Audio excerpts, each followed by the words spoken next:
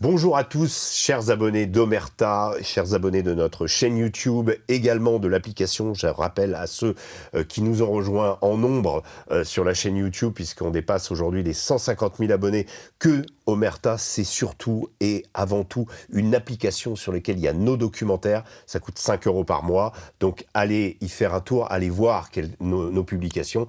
Vous avez évidemment les grands entretiens comme celui-là qui sont disponibles sur la chaîne YouTube, mais vous avez beaucoup d'autres choses sur l'application. Donc voilà, petit conseil, allez faire un tour, allez voir un petit peu, découvrez ce qu'est vraiment le média Omerta.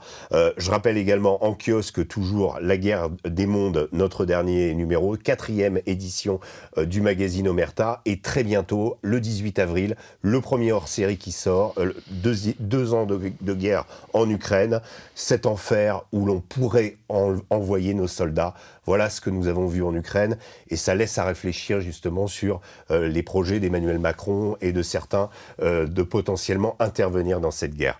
Voilà, alors aujourd'hui, nouveau numéro 2 du Grand Entretien, nouvelle édition du Grand Entretien. Je reçois Aude Lancelin. Aude, bonjour. Bonjour. Merci d'avoir répondu à notre invitation. Alors, je fais une petite description. Vous êtes donc journaliste. Vous avez collaboré à l'hebdomadaire Marianne, vous avez été directrice adjointe de la rédaction, vous avez travaillé à l'Obs. Également, entre 2018 et 2019, vous étiez directrice de la rédaction du Média, qu'on peut dire qui était l'organe de la France Insoumise. Et vous avez créé le site internet QG Média en 2019. Alors, première question toute simple, est-ce que vous pouvez nous raconter qu'est-ce qui a motivé la création de votre média ?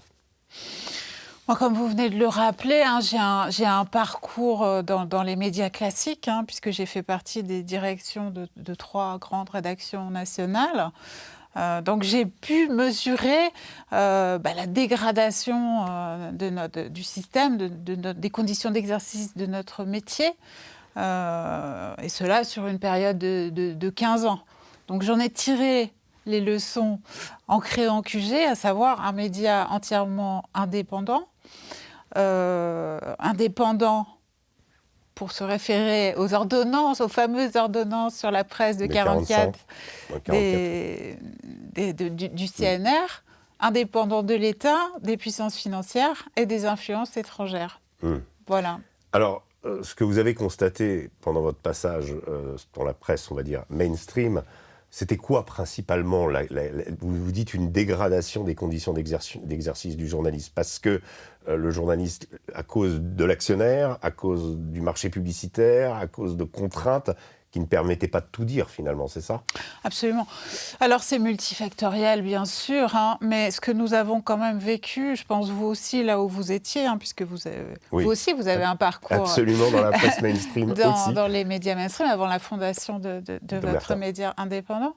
Non, ce qu'on a constaté, il y a eu une véritable révolution actionnariale dans ces années-là, c'est-à-dire que avant il y avait des actionnaires type Claude Perdriel, mais c'était pour eux les médias. D'abord, il y avait un certain amour malgré tout de la presse chez eux, un intérêt. C'était des danseux, c'était quelque chose de gratifiant, d'intellectuellement valorisant. C'était Jean-Luc Lagardère. Voilà, qui leur permettait... Mais c'est vrai, qui nous laissait d'ailleurs une certaine liberté, quoi. Voilà. Oui. Ces gens-là, dont j'ai pu dire du mal par ailleurs, mais il faut quand même leur reconnaître ça. Par exemple, des licenciements dans la presse, comme on en vit maintenant de façon extrêmement courante, c'était inacceptable à l'époque.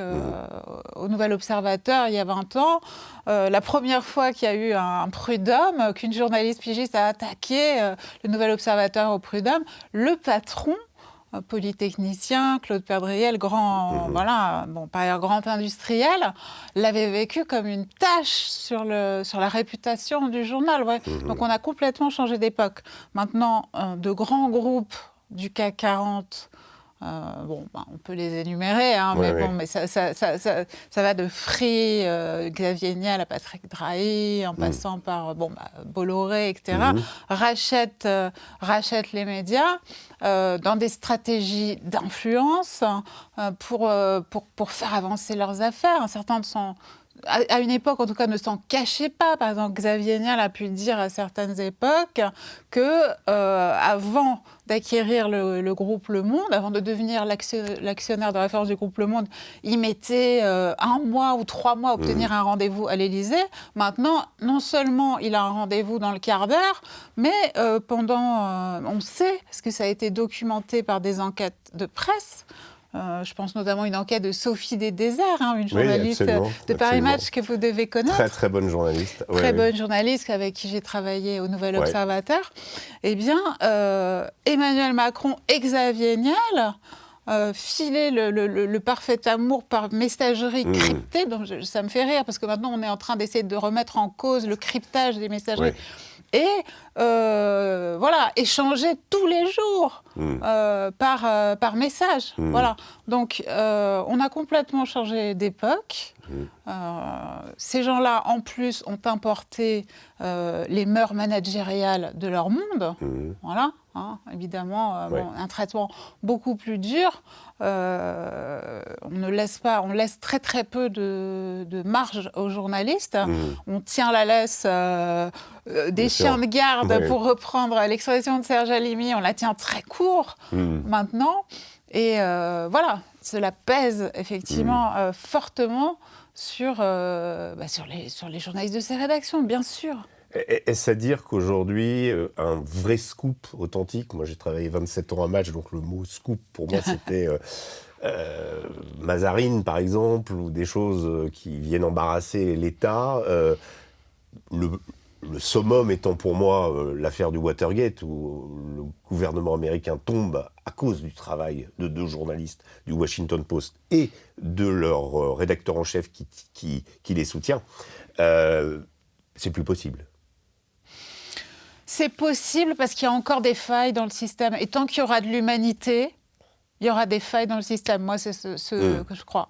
C'est comme ça, par exemple, aussi bizarre que ça puisse paraître, que l'affaire Benalla, elle va partir du journal Le Monde au cours de l'été 2018. Alors, on se dit, mais comment c'est possible? Comment une chose pareille a pu échapper au filet de l'Élysée et des courroies de transmission de l'Élysée? Louis Dreyfus, directeur général du Monde, qui est l'homme lige de Xavier Niel. Comment une chose pareille a pu se produire? Bon, il se trouve qu'il y a une journaliste qui est Ariane Chemin, qui a une certaine... qui a une signature, donc à qui on peut pas faire n'importe quoi. Et il se trouve qu'elle a... ayant travaillé sur les réseaux corses, elle a des connaissances personnelles au plus haut niveau de la hiérarchie policière. Elle avait besoin d'un scoop, d'un sujet, et c'est parti comme ça. D'ailleurs, sans qu'au début, on mesure toutes les conséquences qu'allait avoir l'affaire, qui aura des conséquences colossales. Je rappelle que de l'affaire Benalla jusqu'aux Gilets jaunes, il y a quand même des liens qu'on peut tisser. Donc on est dans un système, en effet, qui est cadenassé, donc il y a... heureusement, je dirais, une sorte d'appel d'air qui s'est créé avec la multiplication des médias digitaux. Aujourd'hui, c'est un peu la foire d'empoigne, ça se fait un petit peu dans tous les sens, etc. Mais ça permet quand même d'arriver à exprimer des choses qu'on ne voit pas ailleurs. Et en l'occurrence, ce qu'on remarque aujourd'hui, et je ne sais pas si vous partagez ce point de vue, mais quand les gens viennent vous parler, beaucoup de gens ont arrêté de consulter les médias dits mainstream et ne prennent leurs informations sur YouTube, et c'est de plus en plus conséquent. Tout à fait. C'est la raison d'ailleurs pour laquelle les chiens de garde du monde mainstream nous détestent à ce point, cherchent à nous salir, cherchent à nous diffamer, on va y revenir, je pense, cherchent à nous coller des étiquettes d'extrémistes, d'agents du Kremlin, de tout ce qu'on peut imaginer, de complotistes, de tout ce qu'on peut iminer disqualifier. De plus sale. C'est très important pour eux. Il faut un système étanche. Et là, on est pour le moment la faille de ce système. Donc évidemment, il y a des reprises en main par moment du système. Ça, c'est vrai que les Gilets jaunes ayant été un fail énorme notamment pour les GAFAM, parce que je rappelle quand même que le mouvement a beaucoup utilisé les groupes Facebook pour communiquer, voilà, et se solidifier, prendre de l'ampleur. Et évidemment, il y a eu des rappels à l'ordre. Mark Zuckerberg et l'Élysée ont échangé. Et pas que l'Élysée, parce qu'évidemment, c'est mondial. Bien sûr. Donc, il y a eu des reprises en main. On le voit tous. Nous, sur QG, on a arrêté de diffuser nos émissions sur Facebook. Ça ne sert à rien. On est invisibilisé de toute façon par l'algorithme. Oui. Donc, Shadowban. Alors, Shadowban, on ne sait pas. Alors, il y a une opacité totale, donc c'est très compliqué de savoir exactement. Mais toutes les pages où les médias, toutes les pages militantes, tous les médias, que ce soit Cerveau non disponible, nous, tous les gens qui ont eu, au moment des Gilets jaunes ou dans le sillage des Gilets jaunes, une importance voilà, collective, souffrent de cette invisibilisation. Voilà, donc évidemment,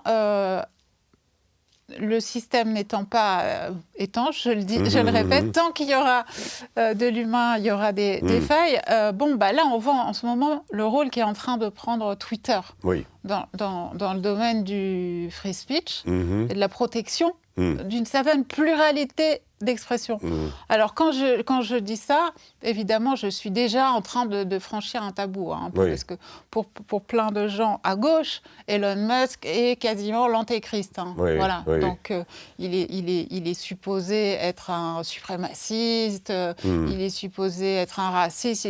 Bon, moi, je n'ai pas du tout cette vision de Musk. Pas du tout. Ça ne veut pas dire que je l'idéalise, notamment ces expérimentations de type Neuralink sont, de mon point de vue, très inquiétantes. À certains égards, c'est quand même un transhumaniste, même s'il est moins caricatural que d'autres, mais enfin, c'est quand même un personnage à surveiller. Néanmoins, je constate que sur des questions qui sont pour moi fondamentales, comme la question de la paix dans le monde, qui est aujourd'hui menacée autant en Ukraine qu'à Gaza, il a un rôle de tempérance évident. Au moins, il autorise le débat d'idées.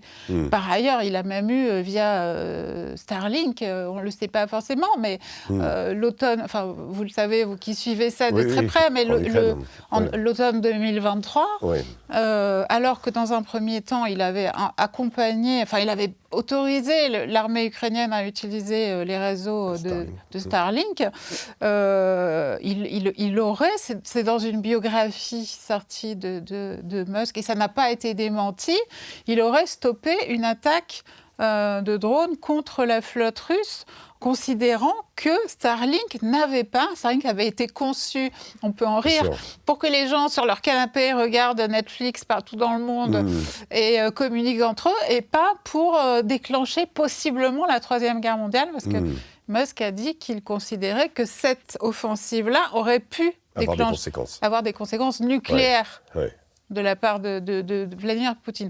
Tout ça pour dire que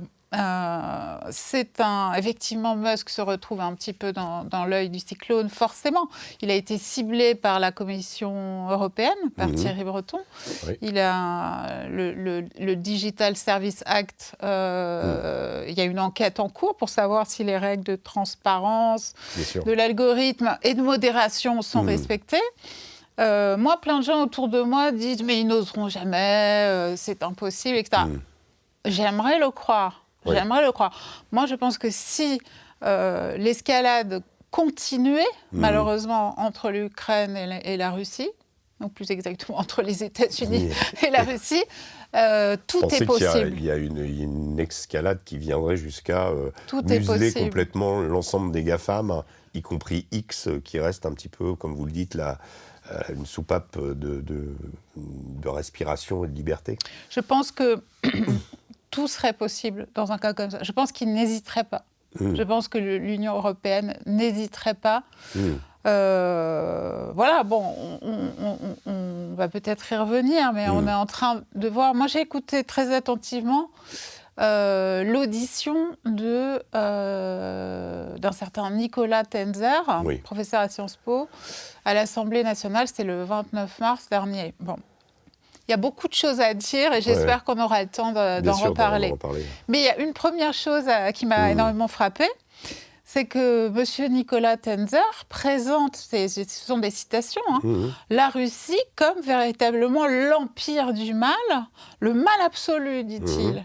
Et finalement un État beaucoup plus dangereux, même que Daesh, il va jusque-là, puisqu'il dit que la Russie est responsable de plus de morts civiles que Daesh, et que toute personne à cet égard qui soutient ou véhicule des éléments de ce qu'il estime être des éléments de langage du Kremlin est un complice du terrorisme. Vous voyez, donc, bon, de mon point de vue, ce personnage est un extrémiste, heureusement, dans le tableau général, mais il y a quand même pas mal de gens qui sont en train de s'aligner dans les médias et chez nos politiques sur cette vision. Partant de là, si il s'agit de lutter contre le terrorisme, on sait bien que tout devient possible. Bien sûr. Alors, sur M. Tenzer, quand on regarde sa biographie, donc il a fait partie de l'Aspen Institute, donc de certains think tanks émanant directement des États-Unis. Voilà. Il a attaqué Omerta, il vous a attaqué, il a attaqué un certain nombre de nos confrères également. La vraie question que je me pose, c'est pourquoi cette personne est-elle amenée devant la représentation nationale à témoigner? À quel titre?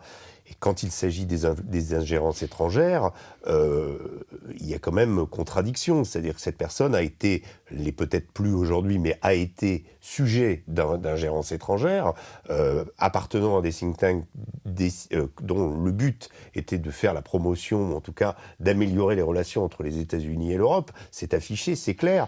C'est une personne qui, théoriquement, ne devrait pas être amenée à témoigner dans le cadre d'influences étrangères.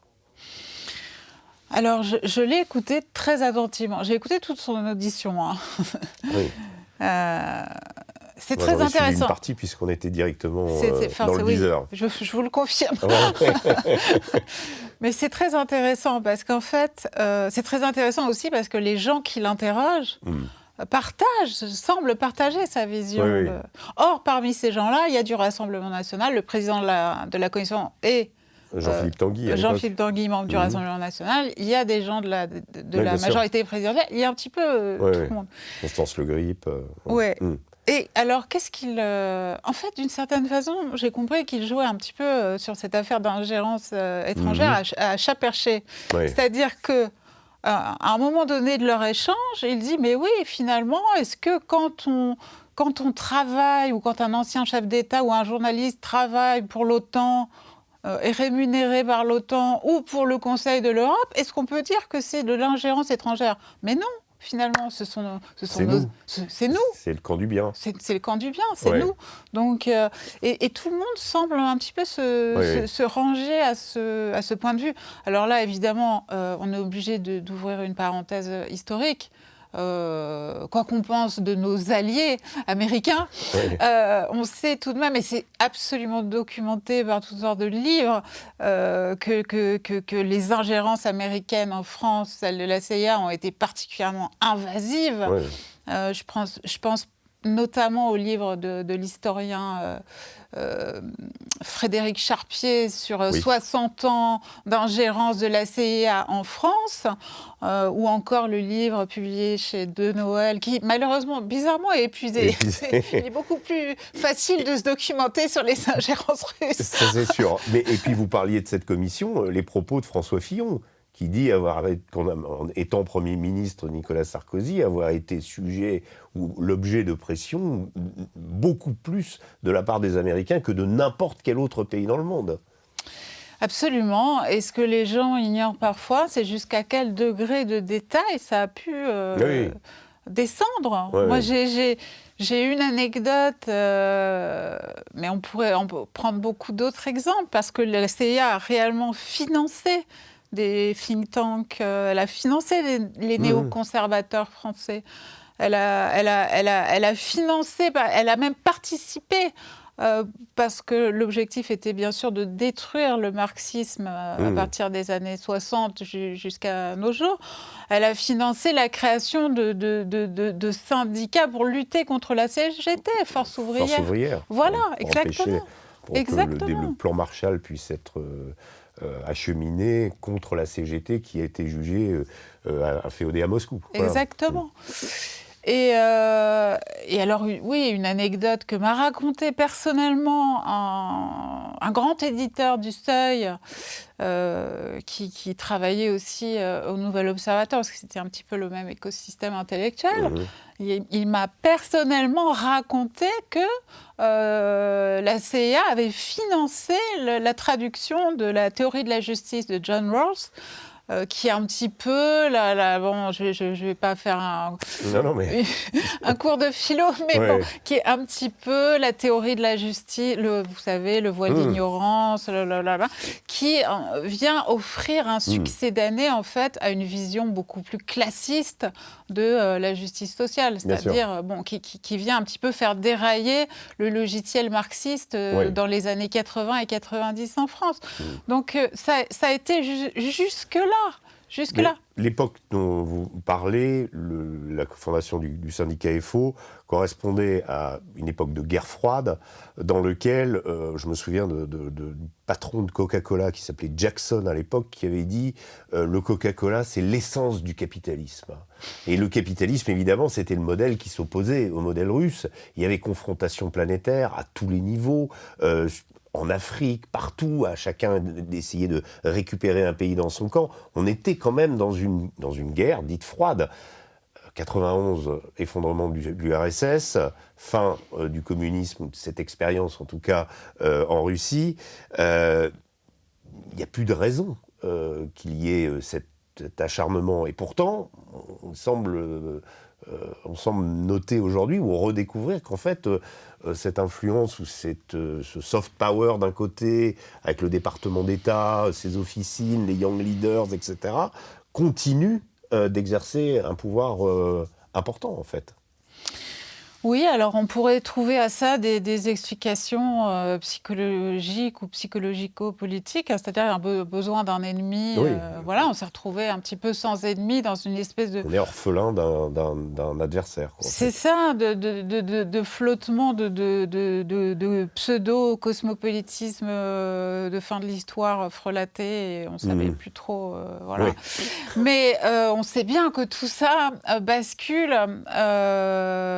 On peut prendre un exemple de ça. Par exemple, en 2016, lors de l'élection de Donald Trump, on sait que la peur du rouge, même si ce ne sont plus des bolcheviks en l'occurrence... Non, mais c'est très prégnant dans la société américaine. Mais ce sont toujours des Russes, donc voilà, va être activée par la candidate Hillary Clinton. Et elle va l'activer en septembre, lors de son premier débat présidentiel contre Donald Trump, appuyé par tout l'establishment journalistique le plus huppé. Le Washington Post va dire que oui, il y a bien des cyberattaquants russes qui sont en train, dans l'ombre, de promouvoir la campagne de Trump, qui ont infiltré la boîte mail du directeur de la campagne d'Hillary Clinton, Podesta, qui ont même... Qui manipulent les algorithmes aussi sur les réseaux sociaux, sur Facebook, pour mettre en avant des fake news, etc. Absolument. Donc, il y a toute l'affaire Cambridge Analytica, etc. Et puis aussi, le Washington Post va aller jusqu'à dire que le processus électoral lui-même a été, dans certains États, a été infiltré par les Russes. Donc, on atteint un degré de paranoïa maximale. Et ce qui est hyper important à dire aux gens, parce que cette fake news, pour le coup, continue à circuler et continue à être exploitée, et elle va certainement être à nouveau exploitée lors de la campagne américaine. Même s'il faut le rappeler, le Washington Post a fait son mea culpa, ce qui est une caractéristique de la presse américaine qui n'existe pas en France. C'est-à-dire que quand on a participé d'une entreprise de démolition, comme vous la décrivez, il y a quand même une correction aux États-Unis. Absolument. Il y a quand même une culture du fait qui, chez nous, semble absente. Et ce qui est vraiment important à dire à ceux qui nous écoutent aujourd'hui, c'est que, par exemple, le Harper's avait fait sa une en décembre 2016 sur la déconstruction par un grand journaliste irlandais, Cockburn. Andrew Cockburn a entièrement déconstruit cette affaire-là. et a apporté les preuves que tout ça était un délire. Et il va même plus loin que ça, puisqu'il dit que ça a servi aux démocrates américains, à Hillary Clinton en l'occurrence, comme pare-feu pour des fuites d'éléments extrêmement gênants pour elle, à savoir qu'elle, par exemple, le Parti démocrate exploitait la judéité de Bernie Sanders pour le torpiller auprès de dans certains États du Sud. Des choses vraiment très problématiques pour les démocrates américains. Et malheureusement, cette peur du russe, cette peur du rouge est en pleine résurrection. C'est ce qu'on est en train de vivre. Oui, là, on est avec, aujourd'hui, alors là, les déclarations d'Emmanuel Macron, évidemment, appuyé par Stéphane Séjourné sur une multiplication des cyberattaques, des attaques informationnelles, des attaques contre les emprises de la France en Afrique. Est-ce qu'il y a vraiment, aujourd'hui, parce qu'on ne peut pas dire que les Russes sont totalement innocent non plus, et que ces fermes de trolls existent. Est-ce qu'aujourd'hui, il y a du fait de la guerre en Ukraine et des prises de position de la France, une menace supplémentaire contre la France ? Ça me paraît évident. Ça me paraît évident que notre président de la République, en évoquant l'envoi de troupes au sol, dont je rappelle quand même qu'il a été désavoué par l'OTAN, par les Américains, par la plupart de nos alliés, c'est par les Allemands, nous met évidemment en danger. Et il faudrait enquêter sur les raisons, d'où une idée pareille a pu sortir. Je rappelle quand même, là encore, l'histoire parle à ceux qui nous écoutent, qu'en 1979, Brzezinski et le conseiller diplomatique de Carter est réveillé en pleine nuit à 3h du matin parce qu'une attaque nucléaire russe est en cours et qu'il il doit décider de réveiller le président ou pas, qui aura à ce moment-là 3 minutes pour décider d'une éventuelle réplique nucléaire. Donc en fait, c'est des choses extrêmement sérieuses.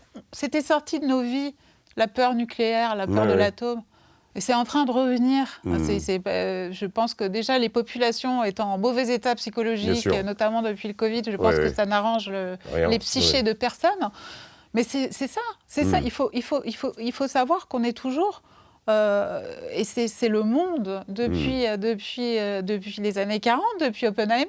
On est toujours à un cheveu d'une catastrophe qui peut abolir l'humanité. Donc ce sont des choses extrêmement graves. Et moi je pense que confier des affaires pareilles à des gens comme Monsieur Séjourné, dont on peut... dont on peut quand même s'interroger quand même sur la capacité et la hauteur de vue sur ce genre d'affaires, ou Emmanuel... Le même intéressé déclarant au moment de sa nomination qu'il n'avait pas d'expérience, soyez fiers d'être des amateurs. Non mais c'est quand même assez incroyable. Et alors, donc vous avez évoqué la menace nucléaire qui revient. Il y a aussi quand on voit cette guerre en Ukraine, le spectre de guerre dite de haute intensité, avec des milliers de morts, avec des centaines de milliers de morts, des fronts de tranchées, des duels d'artillerie tels qu'on n'en avait pas vu depuis la Seconde Guerre mondiale, et même pour certains aspects qui ressemblent fortement à la Première Guerre mondiale. Tout ça, on pensait que ça avait disparu. Et puis finalement, et ce que vous semblez dire, c'est qu'aujourd'hui, on n'a pas des hommes politiques qui sont capables justement de faire face à ça. Parce qu'ils n'ont pas été habitués, parce que culturellement, ils ont été élevés dans l'absence de guerre, en fait. Ou des guerres très loin en Afrique. Ils ont été élevés en effet. Et puis c'est aussi... des générations, mais dans lesquelles on peut s'inclure, quand on a fait qui avons été formés dans une espèce d'illusion de fin de l'histoire. Bon, moi personnellement, j'ai jamais vraiment mordu à ce truc-là, mais Mais quand même, c'était très présent dans Il y avait l'idéologie il dominante. y avait deux bouquins, il y avait Fukuyama d'un côté et Huntington de l'autre. J'ai toujours trouvé Huntington beaucoup plus intéressant que Fukuyama du point de vue de l'élaboration, et d'ailleurs on l'a souvent caricaturé, mais c'est vrai que ce clash des civilisations et ce retour de la violence a été quand même, on pouvait le subodorer quelque part. Voilà. Absolument. À cet égard, il y a un penseur fondamental de ça, c'est pour moi Jean Baudrillard. Ah oui. C'est absolument pas un hasard d'ailleurs qu'il ait eu dans Le Monde, dans le journal de référence, la nécrologie la plus honteuse qu'un penseur de cette importance ait pu avoir.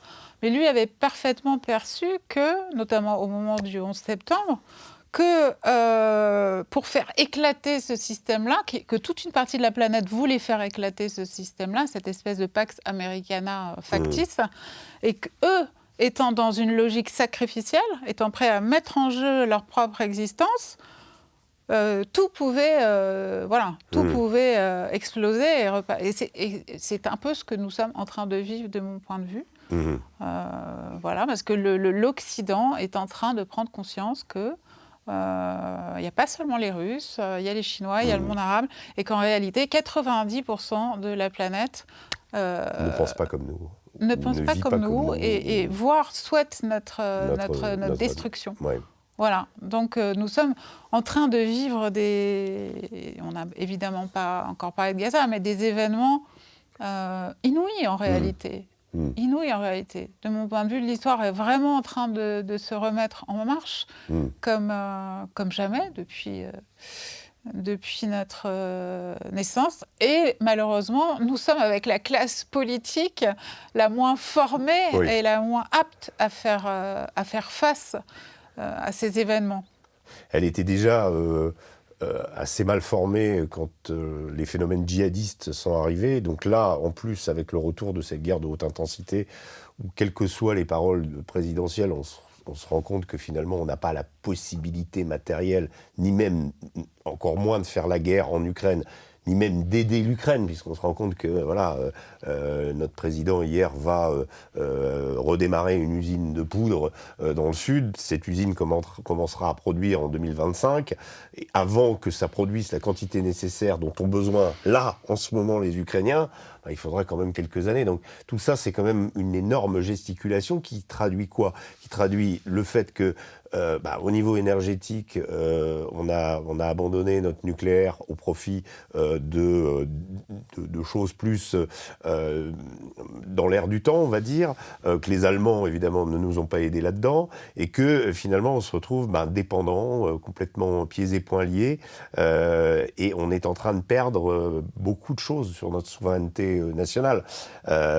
Avec cette persistance du personnel politique, d'un personnel politique qui, je dis, n'est pas formé ou n'a pas, en tout cas, la hauteur de vue pour anticiper ou pour placer la France dans ce moment de tumulte. Absolument, c'est le retour du réel, c'est le retour de l'économie réelle aussi. C'est-à-dire, moi, la première personne à m'avoir dit ça au début de l'invasion de l'Ukraine en février 2022, c'est un militaire français. Il m'a dit ah non, mais les Russes, non, ça ne va pas se passer comme nos dirigeants croient. Non, ils sont tranquilles. Ils ont des patates et du gaz. Oui, c'est ça. Donc, souveraineté alimentaire et énergétique. Exactement. Ouais. Exactement. Et quand on a ça, on peut vous couper plein de gadgets. Vous finirez par retomber sur votre patte.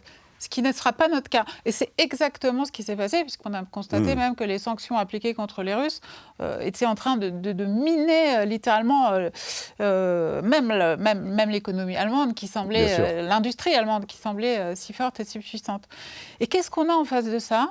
On a des gens qui sont en train d'évoluer je pense notamment à notre président de la République, dans un paradis artificiel, un monde mental complètement parallèle, dans lequel on peut faire des déclarations comme ça, complètement farfelues, qui n'engagent à rien, qui seront oubliées le lendemain. Voilà. Et je rappelle aussi, puisque ces gens-là, très souvent, quand je parle de ces gens-là, j'ai tout cet extrême centre dans sa déclinaison journalistique, politique, etc., nous reprochent souvent, notamment des complotistes, etc. Mais qui sont les complotistes ? Je vais prendre un exemple historique récent et très, très puissant pour moi qui m'a totalement sidérée. C'est l'interprétation donnée par Emmanuel Macron des Gilets jaunes. Là, je renvoie à un article publié dans Le Point, tout ce qui est de plus mainstream. Le Point, donc, nous sommes le 1er février 2019, et Emmanuel Macron explique que Christophe Détinger, qui vient de relancer le mouvement des Gilets jaunes, le fameux boxeur, est en fait un faux boxeur, qu'il est impossible qu'un gitan, je cite, s'exprime comme ça, qu'il est forcément briefé par des avocats, je cite, d'extrême gauche. Donc là, voilà. Que par ailleurs, les Gilets jaunes radicalisés sont forcément conseillés par l'étranger. Quand il dit ça, il pense évidemment aux Russes, ça ne fait absolument aucun doute. Et que de toute façon, tout ce mouvement est entièrement activé par Moscou. Voilà, donc... Alors, d'une part, c'est très, je trouve ça fascinant, ça montre tout un paysage mental. Parce que quand on est capable de croire ça, bon, décliner ça sur la guerre en Ukraine, sur tout le reste, bien sûr, on n'a pas de capteur. On pardonnera toujours Emmanuel Macron en disant qu'il fait ça pour le bien, quoi. C'est toujours, voilà, il y a toujours cette matrice morale, cette moraline, on dira, qui vient égrener et éclairer plutôt les propos occidentaux. Depuis, on sent qu'il y a toujours cette conscience d'une supériorité. Vous évoquiez tout à l'heure ce dont on commence simplement à se rendre compte, c'est-à-dire cette espèce de prise de conscience du reste du monde que la pensée occidentale, eh bien, non seulement est en déclin, mais en plus est nuisible pour eux, parce qu'il y a aussi ça. Il y a l'aspect civilisationnel, il y a l'aspect qu'ont en commun les Russes, le monde arabe et l'Afrique noire. Le fait que si vous leur dites que l'horizon indépassable de l'humanité, c'est pas un homme et une femme, mais que ça peut être une forme de sexualité qui évolue, c'est des gens qui vont devenir agressifs si vous leur dites ça. Et ça, je pense on s'est pas rendu compte que l'Occident est devenu pour eux le repoussoir absolu. Ça, c'est d'un point de vue civilisationnel. Et on commence simplement à prendre conscience de ça, mais c'est quand même quelque chose. On va se prendre une grande claque, quoi, je pense. C'est-à-dire qu'en fait, le personnel politique qui a suffisamment d'expérience de terrain, de culture, de recul historique pour savoir ça, ce que vous dites, pour comprendre qu'on n'est pas seul au monde, qu'il y a d'autres univers culturels qui pensent autrement. Je pense à des gens comme Védrine, à des gens comme Villepin, à des gens comme Chevènement à une autre époque, avant qu'il ait son épiphanie macroniste. Je ne sais pas trop où il en est d'ailleurs. Et ces gens-là, c'est justement les gens qui sont disqualifiés en ce moment dans les médias, qui, quand ils apparaissent, se font insulter, ont été, lors de cette même commission sur les ingérences étrangères, ont été suspectés d'être payés par l'étranger. C'est quand même... très grave. Moi, je veux bien. Moi, ça m'intéresserait beaucoup de savoir si c'est le cas. Mais où sont les preuves, en fait ? Où sont les preuves ? Là, on est vraiment dans la dénonciation calomnieuse. Vous voyez ? On ne peut pas dire des choses aussi graves sur les dernières personnes. Ça, vous parlez à n'importe quel Français de la rue qui rendent la France un peu fière. Aller dire des choses comme ça, c'est extrêmement grave. Et c'est d'autant plus grave que justement ce sont les dernières personnes, on pourrait citer d'autres noms, qui permettent une certaine cohésion nationale, qui font l'unanimité, qui font un pont aussi bien entre les banlieues que les... Pour Villepin, c'est le souvenir de l'ONU, le souvenir du discours à l'ONU et de la non-intervention en Irak, qui reste prégnant, quoi, qui reste quelque chose d'important. Qui lui donne une véritable crédibilité pour s'adresser à nos compatriotes musulmans qui n'ont pas oublié ça, je le sais. Et qui fait un pont entre ça et puis les souverainistes, mais pas au sens nationaliste, du terme, c'est-à-dire juste reprendre le contrôle de notre destin et ne pas continuer comme ça à être vassalisé autant via l'UE, par l'OTAN et par les États-Unis. Bien sûr. Et ce sont ces gens-là actuellement, c'est très grave, ce sont ces gens-là qui sont disqualifiés, qui sont éloignés Oui, on l'a vu, des affaires, c'est très violent. qui sont éloignés des antennes. C'est pas un hasard si quelqu'un comme Védrine maintenant donne des entretiens à des chaînes justement comme Thinkerview et ça. C'est intéressant. C'est intéressant que même des gens qui ont exercé les plus hautes fonctions au Quai d'Orsay soient obligés de passer par l'univers no mainstream pour accéder aux Français. Ce qui est intéressant aussi, c'est que des experts, plus on en a reçu pas mal ici, des gens comme le général Maril, qui était un des principaux artisans de l'armée, enfin qui a fabriqué l'armée tchadienne à une époque en tant que coopérant français. Donc il y a une vraie expérience africaine qui est qui a une vision un peu, comment on va dire, non orthodoxe sur la guerre en Ukraine, ou quelqu'un comme Jacques Beau, qui lui a participé au départ à la formation de l'armée ukrainienne après Maïdan. Donc c'est quelqu'un qui a servi l'OTAN, donc il connaît la machine de l'intérieur. Ces gens-là, alors, vont continuer à vendre leurs livres pour la question de Jacques Beau. Jacques Beau m'expliquait l'autre jour, quand il est venu ici, qu'il n'a plus besoin des médias mainstream pour vendre ses livres, parce qu'il y a un public qui est venu. Mais au départ, voilà, et ils ont été progressivement exclus parce que leur vision ne correspondait pas avec la doxa LCI, quoi, on va dire. Voilà. On en sait quelque chose. Bien sûr.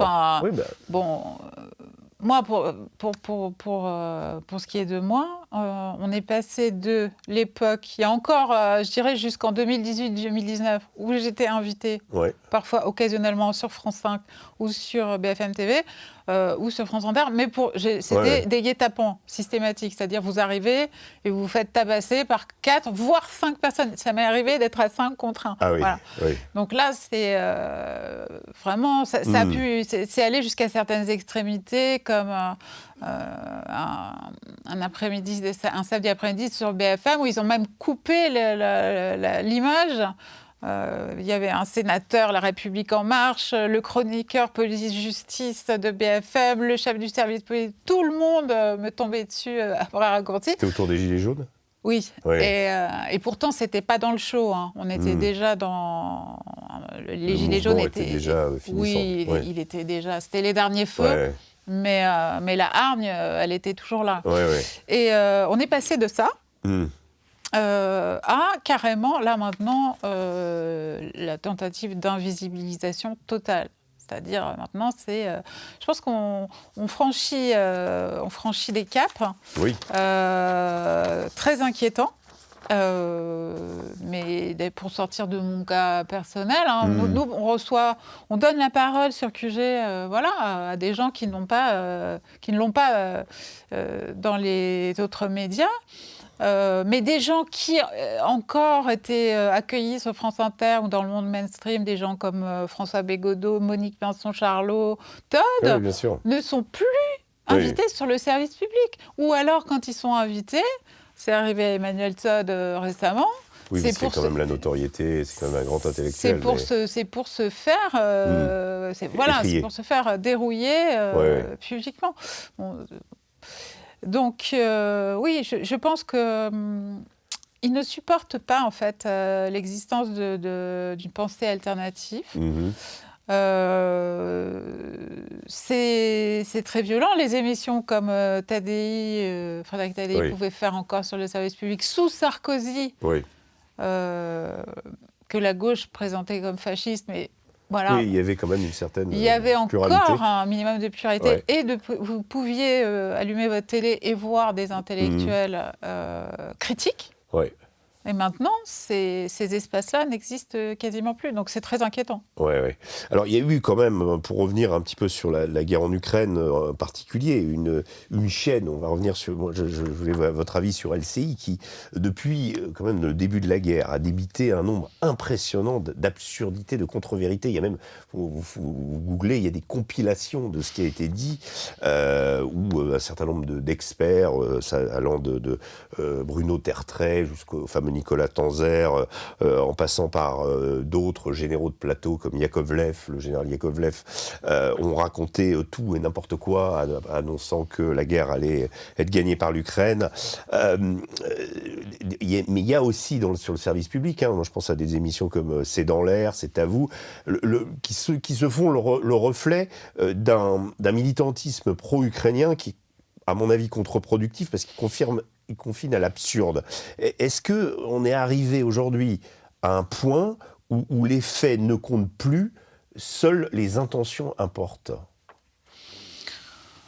De toute façon, les soi-disant défenseurs de la vérité factuelle, nos amis fact-checkers, etc., sont les moins respectueux qui soient de la vérité factuelle et de l'intelligence collective aussi. Si vous voulez, moi je veux bien qu'on se cramponne aux faits, aux petits faits, aux petites vérités factuelles, mais à ce moment-là, qu'on ne vienne pas nous expliquer que ce sont les Russes qui ont fait sauter Nord Stream, que la voiture de la fille d'Alexandre Douguine a été piégée par les Russes et que le pont de Crimée a été... Ça n'a aucun sens. Oui, bien sûr. C'est vraiment un crachat sur l'intelligence des gens. Voilà. Donc, en réalité, ces gens-là n'ont pas la religion des faits. N'ont pas la religion des faits. Non, ce sont des gens, ce sont des officines qui existent, au contraire, pour souiller, pour salir les véritables résistants, les gens qui se battent, pour établir la réalité factuelle. Et c'est très désagréable, il ne faut pas se laisser impressionner. Mais il faut être capable de signifier par rapport à ça. Ils ont un pouvoir de nuisance réel. Ils sont même payés par l'État et par différentes fondations pour faire ce sale boulot. Oui, bien sûr. Après, moi, de toute façon, si vous vous référez par exemple au premier éditorial de Jaurès, qui fixe un petit peu le cap pour une presse qui soit à la fois engagée et en même temps respectueuse des faits, eh bien vous référez au premier éditorial de l'Humanité en 1904. Et qu'est-ce qu'il dit ? Il dit que ce sont les classes en décadence qui ne supportent plus toute la vérité. Et qu'on peut être à la fois au service d'une idée, lui en l'occurrence, il s'agissait de la révolution socialiste, absolument, prolétarienne. Mais si les faits contredisaient, les faits devaient être étudiés. Exactement. Pas de demi-vérité, pas de mensonge, pas d'attaque indigne de l'adversaire. Il le dit explicitement. Et je pense que c'est très important. C'est très important quand on veut sincèrement travailler à la concorde, à la paix civile. C'est important de savoir parler aux adversaires, chez les adversaires, et de pouvoir se respecter. C'est même fondamental, en fait. C'est le b.a.-ba de la démocratie, ou en tout cas de la liberté d'expression. Enfin, ça veut dire pouvoir confronter ses idées à celles de l'autre, quoi. C'est un principe fondamental. Je termine par une question. Hier, c'était un triste anniversaire. 5 ans que Julian Assange est en prison, toujours sous la menace d'une extradition vers les États-Unis. Une réaction ? Oui. Une peine immense, une honte pour nous, pour notre monde. Julian Assange, c'est la vérité du monde libre, en fait. C'est l'exception qui dit tout, en fait, qui dit tout de notre hypocrisie. Qu'est-ce qu'il a fait, Julian Assange ? Il a révélé des crimes de guerre américains. Est-ce que c'est faux ? Est-ce que c'est faux ce qu'il a révélé ? La réalité de la guerre en Afghanistan et en Irak, telle qu'il l'a décrite, avec les faits, c'était la vérité, oui.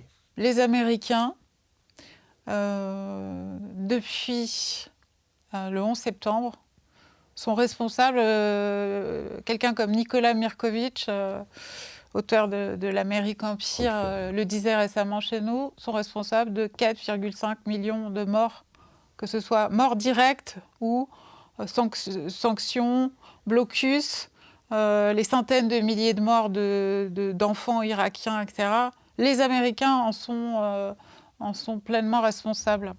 Voilà. Et on n'a pas le droit de le dire. Et si vous le dites, et si vous révélez de façon irréfutable via des fuites, des leaks, ce qu'il en est, vous finissez dans une prison de haute sécurité. Ou à Moscou, dans une forme de dissidence inversée à la Solzhenitsyn pour Snowden. Voilà, donc évidemment, une fois qu'on a dit ça, ça ne masque pas du tout les torts, pour moi, du régime de Vladimir Poutine. Je pense évidemment à la mort d'Alexei Navalny, qui, quel que soit, je ne sais pas si on saura un jour les circonstances exactes de sa mort, a été condamné par un tribunal russe à 19 ans de réclusion dans une colonie pénitentiaire pour extrémisme. Je crois que là, voilà, c'est totalement, c'est un choc mondial, totalement justifié. C'est d'une tristesse infinie. On peut penser, on peut avoir des avis différents sur Navalny. Sur Navalny, souvent, il y a des avis, c'est soit on est dans le laudatif total, soit on est dans certains, le suspect d'être un agent, etc. Moi, je pense que ce qu'on peut saluer, quelqu'un de courageux, c'est son courage, son extrême courage. C'est quand même quelqu'un qui a été victime d'une tentative d'empoisonnement et qui est revenu dans son pays. Il est revenu dans son pays, semble-t-il, parce que si vous restez à l'étranger, vous n'êtes plus un opposant crédible. Bon, mais qui est capable d'actes aussi courageux? Très peu de gens. Peu de gens. Donc voilà, donc il faut le saluer. Il n'empêche que... Mais on a l'impression que quand Navalny est mort, on s'est rendu compte que avec Julian Assange, on faisait un petit peu la même chose, nous. Parce que Julian Assange est dans un état de santé, je crois, très précaire, et qu'il croupit sans procès. Absolument. Finalement, il y a une résonance incroyable. Julian Assange n'a pas été tué, mais ça nous fait réaliser que les prophéties justement du même Solzhenitsyn ou de Zinoviev qui nous disait attention, je crois que c'est Zinoviev qui avait dit j'ai vécu dans votre futur, en sous-entendant que les démocraties avaient en elles-mêmes les ferments d'un totalitarisme possible. Et que là, on est avec une personne qui a, vous l'avez dit des vérités et qui se retrouve en prison. Oui, je pense que c'est un cas dont il faut parler sans relâche. Je souhaite de tout cœur qu'on arrive un jour à débloquer cette situation, même si je ne suis pas très optimiste. Mais c'est vrai qu'on trouve. Mais là, en l'occurrence, c'est de lui éviter de finir aux États-Unis dans une supermax avec 23 heures sur 24 dans le silence pour condamner à 150 ans de prison. C'est ça. Il faut bien le préciser quand même. Ah oui. C'est vraiment ça qui lui pend au nez, quoi.